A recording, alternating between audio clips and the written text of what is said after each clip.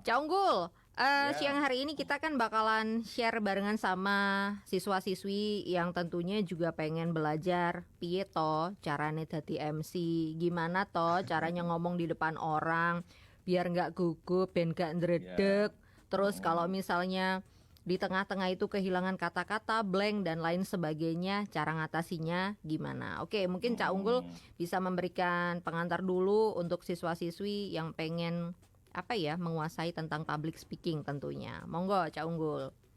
Gitu ya. Mm-mm. Bismillahirrahmanirrahim untuk semuanya pendengar dari RRI Pro 2. Terima kasih pagi hari ini saya sudah gabung ya di RRI Pro 2 ya. Mm-mm.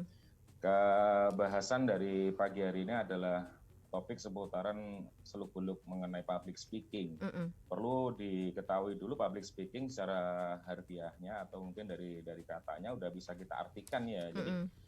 bagaimana cara kita berbicara Mm-mm. berbicara di depan publik, di depan umum, di depan Mm-mm. masyarakat dan juga Mm-mm. audien, Mm-mm. baik itu secara konstekstual Mm-mm. ataupun non konstekstual. Jadi langsung spontanitas dan Mm-mm. bagaimana kita menguasai segala hal materi yang ada di hadapan kita. Itu Mm-mm. sebenarnya inti dari public speaking. Dan Mm-mm.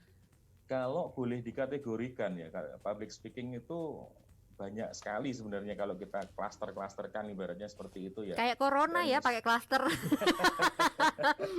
Dan semuanya, semua hal itu kalau boleh saya ngomong jujur membutuhkan teori atau membutuhkan kemampuan untuk public speaking, semua Mm-mm. hal. Mm-mm. Jadi seperti misal kalau kita jadi seorang guru itu juga harus punya public speaking juga. Mm-mm. Mulai dari level terkecil aja dah ya. Mm-mm. Mungkin waktu kita remaja gitu kan ikut Karang Taruna itu Mm-mm. ya. Mm-mm. Itu juga harus punya public speaking Mm-mm. untuk bisa berbicara di depan forum, di depan Mm-mm. teman-teman Mm-mm. kita Mm-mm. seperti itu. Belum lagi nanti kalau kita naik ke level yang lebih atas ya, ibaratnya kita jadi birokrat, jadi pejabat, itu Mm-mm. sangat-sangat penting sekali mengenai public speaking. Jadi jangan diartikan public speaking tuh kita hanya berdiri di depan mikrofon, Mm-mm. terus kita menghantarkan acara, enggak. Mm-mm. Semua hal yang berhubungan bagaimana kita menyampaikan sebuah konsep atau menyampaikan sebuah gagasan di depan umum, di depan publik, dengan terstruktur itu bisa dikatakan public speaking. Seperti Mbak Oke. Mada ini juga public speaking juga Betul, gitu ya, betul. salah satu Mhm. masukan. Mhm. Ya, mungkin itu aja nanti kita Mhm. bahas lebih lanjut. Oke, ya udah sahabat kreatif itu dia tadi paling nggak gambaran ya yang bakalan nanti kita omongin barengan sama Cak Unggul. Cak Unggul kita istirahat Yes. sejenak habis ini kita balik lagi Oke, ya. Kita belajar lagi barengan baik. sama Cak Unggul dengan Ya. seluk-beluk public speaking.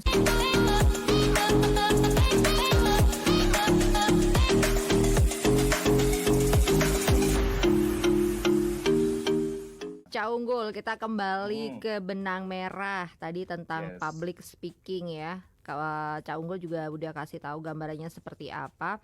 Lalu apa sih yang pertama harus kita pelajari ketika kita pengen belajar tentang public speaking gitu, Cak Unggul? Oh begitu. Mm-mm. Eh, ini teknik dasar dulu Mm. atau kita persiapan mau acara atau gimana atau mau menyampaikan sesuatu ini yang Mhm. ditanyakan. Karena masih muda, anak-anak juga ada tekniknya dulu. Oh begitu. Mm-mm. Jadi pada dasarnya public speaking itu ndak ada teknik khusus ya. Mm-mm. Cuman Mm-mm. ada aturan main, ada Oke. gate-nya yang harus nggak boleh dilanggar gitu Mm-mm. ya. Mm-mm. Yang pasti ini dasar dulu menjadi seorang public speaking itu harus memiliki pribadi yang excellent, itu Oke. aja. Oke. Jadi dasar harus memiliki pribadi yang excellent. Nah, ini yang mahal sebenarnya. Ini yang mahal karena kita harus menggali dari dalam diri kita. Nggak semua Mm-mm. orang memiliki kemampuan yang seperti ini. Jadi Mm-mm. pribadi yang excellent yang saya maksud harus memiliki satu luas, dua PD percaya diri ya. Mm-mm. Terus kemudian berjiwa besar, sense of humornya tuh ada, Mhm. jadi rasa-rasa apa suka humoris dan sebagainya. Kemudian disiplin baik dalam waktu maupun dalam apapun, dalam Mhm. tugas. Terus selalu memiliki sikap yang Mhm. benar, etika. Mhm. Kemudian juga dalam berpakaian itu Mhm. harus sopan, bersih dan ya proporsional lah gitu Oke. ya. Ini Oke. ini dasarnya saja Mm-mm. dasarnya. Jadi dasarnya public speaking sebenarnya nggak ada yang apa ya, nggak ada yang pakem gitu loh ibaratnya. Nggak ada, Jadi yang nggak yang ada. yang paling penting adalah hal-hal yang udah disampaikan Cak Unggul tadi harus terpenuhi paling Ya, nggak salah satunya begitu Cak Unggul. Lalu betul. kemudian step apa lagi yang harus dilakukan oleh seorang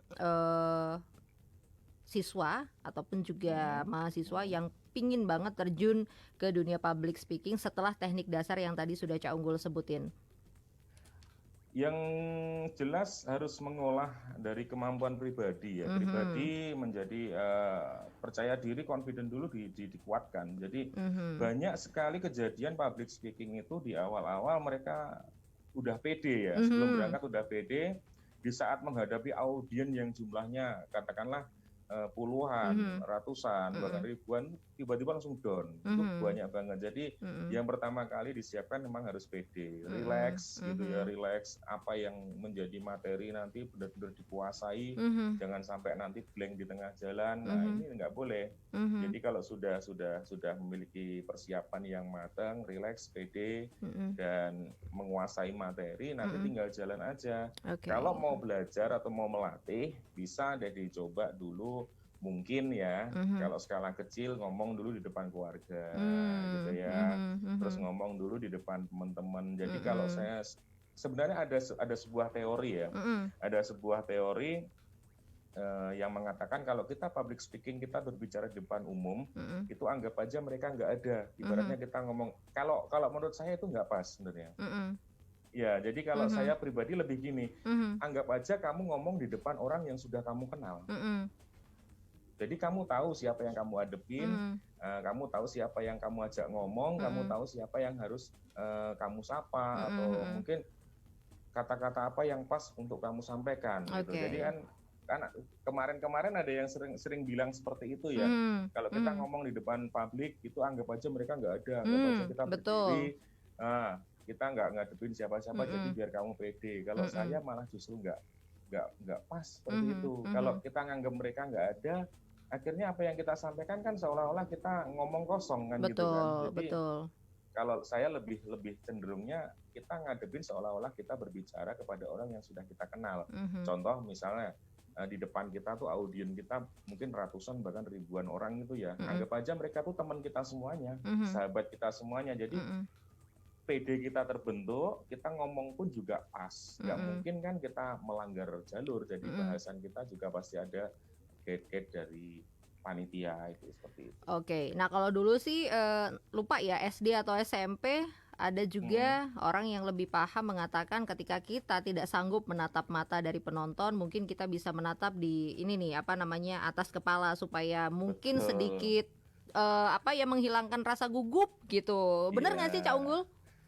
Benar sih Mbak, kalau memang belum menguasai, lah inilah kenapa seorang public speaking itu sebenarnya, eee, kalau boleh saya korelasikan atau saya Mhm. gandengkan itu ada harus punya kemampuan di psikologi. Jadi Mmm. kalau saya justru nggak memandang mata audien, saya malah justru bingung. Betul, betul, Benar, kalau betul. saya pribadi ya, cuman Mhm, kalau untuk yang mau belajar gitu bolehlah, untuk mhm. sekali-sekali kita untuk menghilangkan gugup, menghilangkan ragu-ragu Nervous gitu atau ya? nervous itu Mhm. mungkin menatap di atas kepala. Jadi tatapan kosong kita ambil di lorong yang jauh di depan, Mmm, seperti mhm, itu ya. mhm, Tapi mhm. kalau sudah menguasai semuanya, PD sudah terbentuk, kemudian nervous sudah nggak ada, harusnya memang kita harus menatap. Jadi dengan kita menatap, kita akhirnya tahu respon dari audien. Oh, dia tuh suka dengan apa yang kita sampaikan enggak sih? Betul. Oh, dia tuh bisa nangkap dengan apa yang kita sampaikan enggak sih? Mhm. Itu bisa kita lihat dari matanya saja udah bisa. Dan Tuh. Jadi benar-benar nanti kita ngajakin ngomong gitu ya iya, kalau natap benar. matanya, betul. Akhirnya nanti kita bisa explore gitu Mhm, loh. Oh, ini orang ini kita ngomong bla bla bla bla A sampai Z tapi mhm. orang ini kok bengong aja. Mmm, Oh, berarti apa yang kita sampaikan apakah dia bisa nerima atau enggak mhm, gitu mhm, kan? mhm. Atau mungkin dia bingung.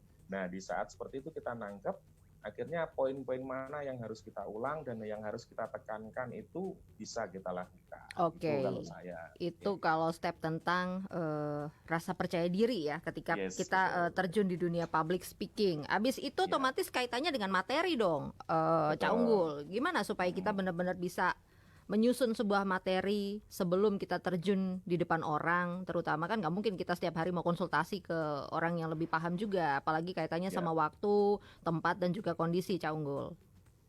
Kalau dulu mungkin waktu zaman-zaman saya masih baru-baru mulai terjun di dunia public speaking ya Masih itu unyu-unyu kan ya? Itu kan nggak ada kalau istilah sekarang kan, kalau sekarang kan ada istilahnya GR itu ya Mbak ya. Jadi Betul. mungkin ada sebelum acara ada technical meeting atau Mm-mm, apa gitu. Kalau mm-mm, dulu kan nggak ada, jadi jalan aja memang. betul. Jadi memang teori yang sekarang tuh sebenarnya lebih terbentuk kalau orang yang dulu tuh benar-benar memahami konsep. Ya, Mhm, jadi kalau belajar dari awal, saya malah suka teori yang dulu kita belajar untuk menggali apa yang menjadi materi kita. Contoh misal kita Oke. membawakan besok kita ada job gitu ya. Mm-mm, Besok kita ada job, kita public speaking atau kita MC jadi pembawa acara di sebuah acara protokoler mm-mm, ya ibaratnya dengan tema tertentu ibaratnya mungkin Agustusan atau gimana gitu ya. mm-mm, Nah, itu biasanya yang saya lakukan itu H-2, H-1 saya browsing di Google. mm, Jadi temanya tahun ini apa sih? mm-mm. Nah, terus kemudian misal kita ada diundang di acara yang kita udah akrab, misal di Kota Madiun gitu kan kita udah tahu ya Oke. pejabat-pejabat daerahnya ya. Nah, Mm-mm, kalau misal kita diundang di luar kota, misal kita diundang di Blitar atau di mm-mm, mana gitu kan kita nggak tahu otomatis. Itu saya browsing juga mm-mm, kepala daerahnya namanya siapa, terus kemudian kearifan lokal di sana apa gitu, terus sapaan untuk. Nah ini penting juga, sapaan itu juga penting. Jadi Jangan sampai salah materi ini sebut. betul. Mm-mm, Jadi kalau materi ini ada, kalau boleh saya golongan ada 5 sih Mbak ya. mm-mm, mm-mm. Apa aja Know tuh? the room, jadi mengetahui situasi ruangan, Mm-mm, kemudian mengetahui audiennya siapa, mhm, mengetahui material acaranya apa, kemudian kita banyak-banyak membaca literatur. mhm, Setelah semuanya terkumpul, baru kita susun pointer-pointernya. Jadi mhm, dari atas ya, dari atas itu sapaan, mm-mm, sapaan nanti kepada siapa aja. mm-mm, Karena kalau kita berbicara rule yang mhm. asli, itu sebenarnya banyak banget batasan-batasan yang nggak boleh dilanggar di seorang public speaking. Seperti Betul. contohnya pengucapan kepada yang terhormat, Mm-mm, kepada yang terhormat siapa siapa siapa itu adalah ada lagi batasan yang nggak boleh dilanggar. Jadi kalau kita udah menyampaikan kepada yang terhormat, eh, misal contoh ya kepada yang terhormat kepala radio ini. Nah itu mm-mm, ada sebutan lagi yang nggak boleh dilanggar gitu. Itu mhm, ada mhm, sebenarnya mhm, kalau kita berbicara lebih jauh ya. Terus mm-mm, kemudian step yang kedua itu bukan kepada yang terhormat lagi, mm-mm, yang kami hormati sampai ke bawah. Terus mm-mm, untuk audiens sapaannya salam hangat saja, dan mhm. setelah itu nanti baru kita susun poin-poinnya, ucapan syukur alhamdulillah, ucapan terima kasih, terus kemudian tema acara kita sampaikan di awal, terus baru kita masuk ke dalam rundown acara. Nah itu Oke. memang harus terstruktur banget. Betul. Apalagi acara itu kan ada yang formal, semi formal, non Nah, iya formal. Itu betul, akan lebih dalam lagi kalau kita kupas betul, ya betul, sebenarnya. Oke, Cak betul. Unggul. Kita istirahat sejenak Yes, dulu. Kita abis ini oke, balik lagi ya, kita ngobrolin tentang siap. MC formal, MC non formal dan juga semi formal tentunya untuk sahabat kreatif. Ya. Tetap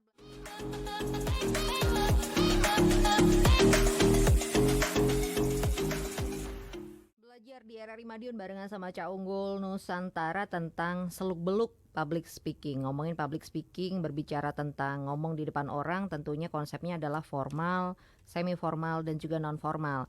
Oke, Cak Unggul, mungkin dari yang gambaran formal tadi sudah sedikit bisa digambarkan sama Cak Unggul ya. Bagaimana kalau misalnya kita berada di acara yang semi formal? Apa nih yang harus kita patuhi ibaratnya sebagai seorang public speaker gitu, Cak Unggul? Oke, saya ulangin lagi kalau Mm-mm, kita bagi ya mengenai mm-mm, public speaking itu memang dibagi dalam 3 ya. Ya, benar mm-mm, yang disampaikan Mbak Mada, ada formal, non formal dan semi formal ya. mm-mm, Mungkin sekilas sudah banyak gambaran yang tahu ya yang dimaksud MC formal itu apa. MC mm-mm, formal itu ya yang protokoler, kita berada diundang oleh suatu instansi dan di mana di situ menghadirkan mungkin pejabat dan mm-mm, semuanya, mm-mm, ada rule yang nggak boleh dilanggar, mm-mm, penyebutan jabatan, penyebutan apa ya semuanya, mm-mm, gelar-gelar itu nggak boleh salah dan mm-mm, jangan sampai keluar dari rundown, benar-benar jangan sampai keluar dari rundown. mm-mm, Kalau di formal itu lebih lebih terkotak ya istilahnya kita kerjanya ya. mm-mm, Jadi humor pun atau jokes-jokes itu kita kurangin, terus kemudian juga ya benar-benar kita sesuai dengan acara itu gitu ya. mm-mm, Kemudian kalau kita ke yang non formal, non mm-mm, formal itu non formal itu lebih santai sih Mbak. Kalau Mm-mm. mungkin teman-teman atau sahabat RRI Pro 2 semuanya tahu, yang non formal itu mungkin seperti MC di panggung, gitu. Mm. Ya, terus kemudian MC di hiburan, di hajatan itu yang non formal. Jadi bebas saja. Cuman ada hal-hal yang memang juga etika. Kalau saya nyebutnya etika ya di sini yang nggak boleh dilanggar. Mm-mm. Seperti mungkin apa ya, menyebutkan kekurangan seseorang atau apa Mm-mm. itu nggak boleh. Mm-mm. Mm-mm. Walaupun kita bercanda ya, biasa ya Betul. kita bercanda, tapi jangan sampai menyinggung orang Berarti lain, pemilihan terutama. joke-nya juga harus hati-hati begitu ya supaya Ya, tidak menyinggung orang lain juga ya, gitu ya. maksudnya. Oke. Cuman bedanya kalau formal kita kan ada kotak-kotak, ada batasan gitu yang nggak boleh Mm-mm. bener-bener nggak boleh dilanggar. Tapi kalau di non formal itu sebenarnya juga ada kotak-kotaknya. Cuman kotak-kotaknya itu tipis. Jadi Mm-mm. kadang kita suka keluar batas tuh sudah sering sekali gitu loh. Mm-mm. Saya Mm-mm. sendiri pribadi pun kalau di non formal juga sering keluar batas. Nah ini kembali lagi kepada kontrol Mm-mm. kita seorang MC. Makanya saya sering bilang kenapa MC itu harus cerdas. Mm-mm. MC itu harus cerdas kenapa? Karena sebagai seorang public speaker harus cepat kontrol dirinya. Jadi Mm-mm. misal saya salah, oh ya, waduh, saya salah ngucapin sesuatu. Nah itu bagaimana merubah sesuatu yang salah itu agar bisa larut dalam keadaan, larut dalam Betul. acara Betul. menjadi sebuah hiburan yang ringan. Nah Mm-mm. itu Mm-mm. yang sangat-sangat dituntut ya. Mm-mm. Terus Berat. kemudian yang Mm-mm. ketiga ada semi formal. Semi Mm-mm. formal itu mungkin lebih ke acara gathering gitu ya. Mm-mm. Jadi di situ ada resminya, juga ada santainya Mm-mm. gitu. Jadi Mm-mm. gabungan dari keduanya deh ya, Oke, kalau oke. semi formal. Oke, seperti itu. Nah, Cak Unggul ternyata ini udah ada yang tanya nih di 0811 Iya, 369 7755. Halo, boleh, selamat siang dari CV. boleh. Kak, kalau MC apapun harus persiapan dan gladi. MC yang baik itu datang ke TKP berapa jam sih sebelum acara? Katanya gitu.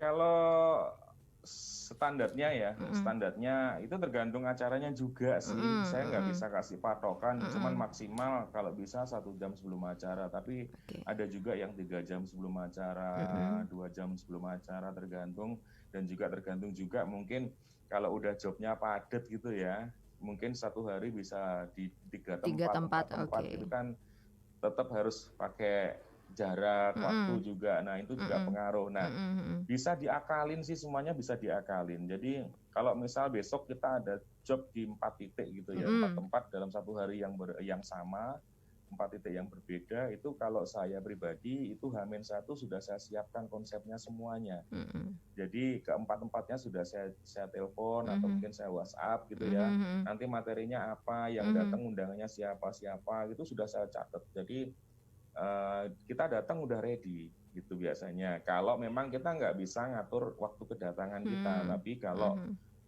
kita bisa ngatur, standarnya sih paling lama ya, paling lama 1 jam sebelum acara tuh sudah harus ready. Iya, jadi 1 jam sebelum acara paling nggak ya patokannya gitu ya. Terima kasih buat Silvi. Terus selamat siang buat Mila.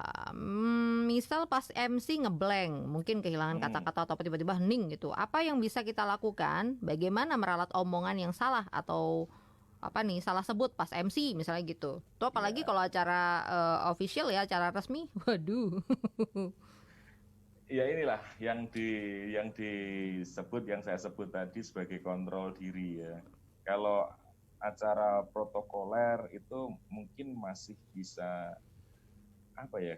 Sebenarnya kalau ditolerir nggak bisa, cuman kalau di protokoler itu mereka lebih ke memaklumi gitu ya. Nah, kalau ada kesalahan, jadi kembali lagi kontrol diri cepat dan langsung minta maaf nggak apa-apa. Tapi kalau sudah berkaitan dengan vendor, nah ini yang fatal. Jadi jangan sampai, kalau saya ya, ini pantangan seorang public speaking kalau sudah berkontrak dengan vendor.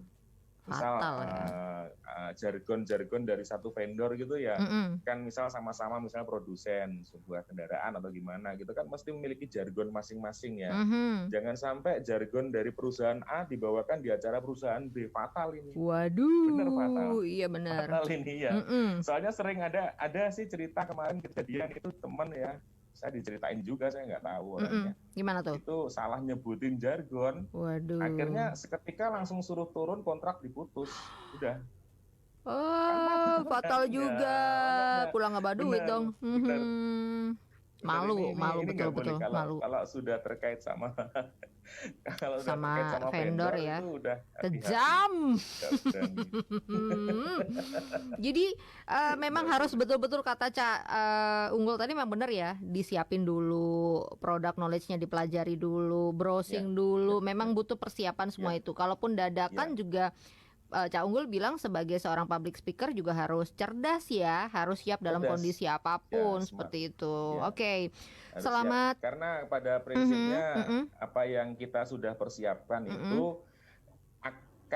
pasti akan berbeda dengan apa kenyataan real yang ada di lapangan nantinya. Nah Kadang yang ini disiapin yang aja masih salah-salah ya Cak ya Unggul ya. benar Mhm, seperti mhm, Mbak Mada contohnya mhm, setiap hari siaran gitu ya mhm, mhm. kan sudah ada rundown acaranya ya Betul, mungkin ya. betul, Nah betul, ini di saat jalan seperti ini pasti ada miss-nya betul. seperti mungkin durasi ngomong sama saya soalnya udah pernah jadi penyiar radio juga jadi Hai. jadi misal ini nanti durasi ngomongnya sama Conggol sekian menit pasti ada Mhm. miss-nya. Nah ini Betul, yang harus betul. disikapi dengan Mhm. baik. Benar. Jadi memang harus multitasking ya Cak Unggul ya.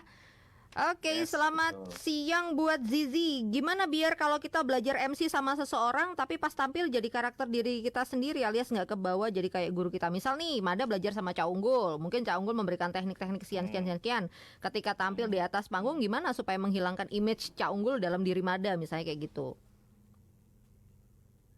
Yang penting PD satu, Mm-mm. kemudian yang kedua, nah ini yang penting juga harus pandai menggali diri ya. Jadi Mm-mm. contoh seperti intonasi suara, intonasi Mm-mm. suara. Kalau teknik vokal kan ada 5 ya. Mhm. Teknik vokal di seorang public speaking itu ada 5. Satu intonasi, Mm-mm. 2 aksentuasi, Mm-mm. 3 speed atau kecepatan berbicara, 4 artikulasi, dan kelima infleksi. Infleksi itu adalah lagu dalam kalimat. Oke. Jadi jangan sampai terlalu sering mengulang kata gitu ya. Jangan Mm-mm. terlalu sering mengulang kata yang sama, itu nggak boleh. Manjang-manjangin Nah, kata biar juga kita nggak gitu. jadi, iya, Mm-mm. iya nggak boleh. Biar kita nggak jadi orang yang ibaratnya kita jadikan sebagai acuan gitu ya. Mm-mm. Kalau saya sih lebih ke PD aja. Saya sering ngomong ke teman-teman, kamu boleh ngambil semua teori MC. Jadi mungkin yang kamu anggap dia lebih lebih paham gitu ya, Mm-mm. kamu ambil poin-poin Mm-mm. plusnya. Lah dari poin-poin plus itu kamu satukan dengan diri kamu gitu. Mhm. Jadi kita satukan dengan diri kita, Mm-mm. akhirnya kita keluarkan dengan apa yang misal contoh seperti suara aja Mhm. deh ya. Suara saya kan bisa diatur tuh, bisa Betul, kecil, bisa betul, high, bisa gitu betul. kan, bisa gede gini. Nah ini jangan Suara, sampai dibuat-buat kalau saya seperti betul. itu. Kalau kata Jadi natural Bimoki, aja, natural aja. down, middle, sama up ya, kayak gitu ya. Jadi suara bawah, suara tengah, sama suara Betul, atas, betul, seperti itu. betul, Terima kasih betul. untuk yang udah tanya. Kembali ke Ya. pertanyaan lagi dari Via. Mm, Mas mm. Unggul, MC sekarang dan dulu kan beda banget nih, zaman berkembang. Apa yang masih bisa dipakai MC ala dulu ke MC zaman sekarang? Itu kan MC zaman dulu kan beda-beda ya, Cak Unggul ya. Kalau kalau MC zaman dulu, apa sih yang mungkin bisa diadaptasi ke MC zaman sekarang? Perbedaannya sebenarnya nggak terlalu signifikan sih. Mm-mm, Kalau aturan dasar seorang MC tetap ya, mm-mm, tetap jadi satu berpakaian, mm-mm, kemudian kostum itu juga penting, kemudian dari tata bahasa. mm-mm. Cuman yang membedakan mungkin dari kebakuan bahasa saja. Oh iya Kebakuan betul. bahasa itu setiap tahun kan ada perubahan. Nah, ini yang Mm-mm, harus dipahami juga, yang harus dimengerti juga. mm-mm, Jadi penyebutan kata beliau, terus mm-mm, kemudian saat penyampaian sapaan, salam hormat itu juga seperti contoh kalau dulu ada kepada yang terhormat siapa, mm-mm, waktu kami persilahkan gitu ya. Itu sekarang udah nggak boleh dipakai lagi. mm-mm. Nah, kepada siapa disilahkan gitu. Jadi Disilahkan. itu harus dibedakan. Memang Betul. perbedaannya di situ. Terus Mm-mm. kemudian dari penampilan kostum itu kalau dulu kan ya ala-ala dulu seperti Mm-mm, itu ya. mm-mm. Kalau sekarang Rambut mungkin bisa atau apa dilihat kan Mbak juga Mada. beda. Mm-mm. Nah, Mbak Mada juga dari dandanannya udah beda. Ya Mm-mm, ini mm-mm, ikutin perkembangan zaman aja. mm. Kalau yang lebih ribet sebenarnya di zaman new normal ini sih. Oh iya benar, New atributnya normal semakin banyak ini ya Cak Unggul ya, ya ya ampun.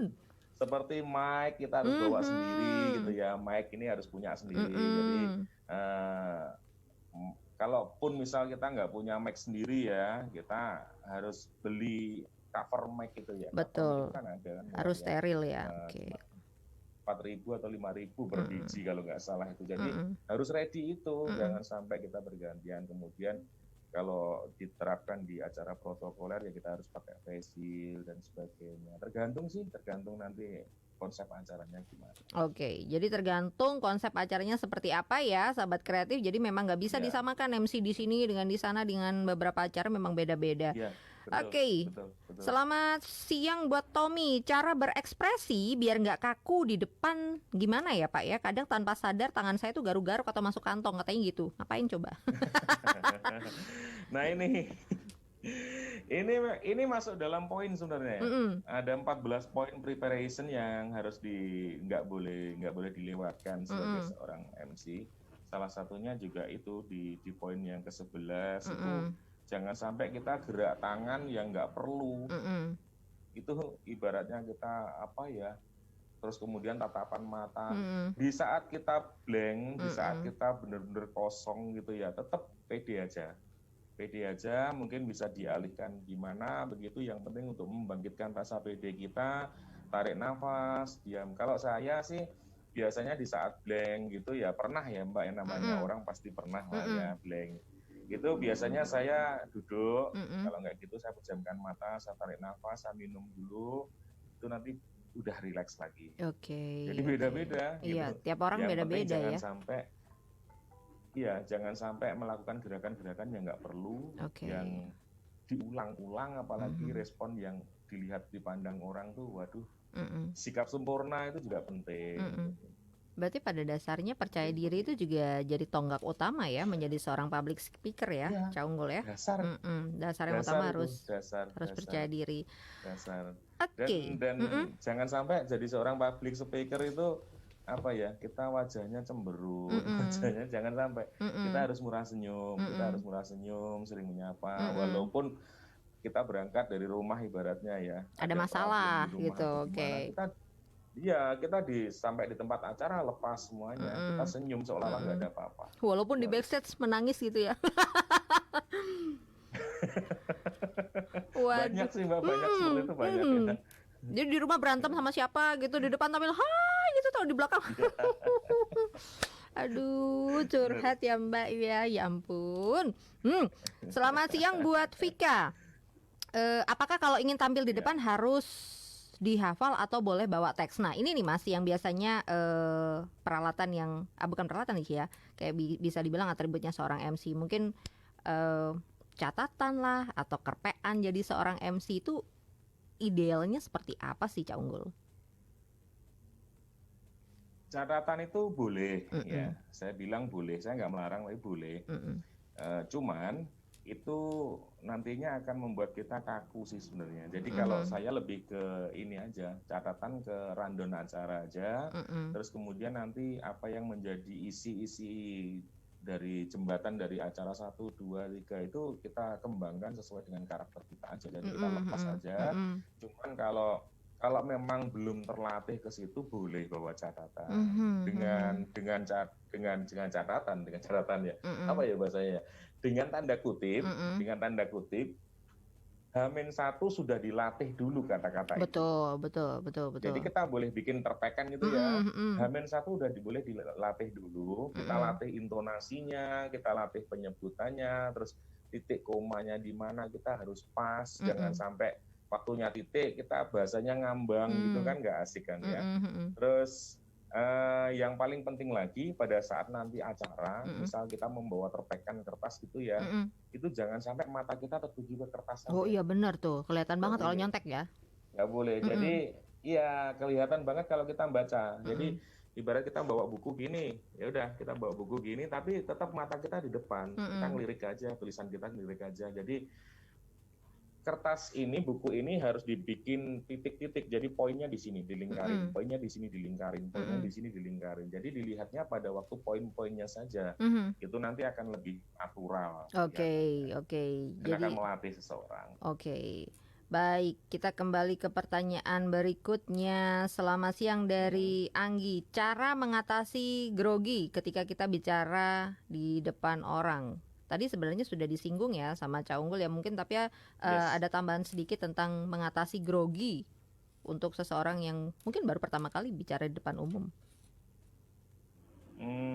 Yang jelas harus relax dulu. Relax itu ya penting juga. Jadi sedia air minum.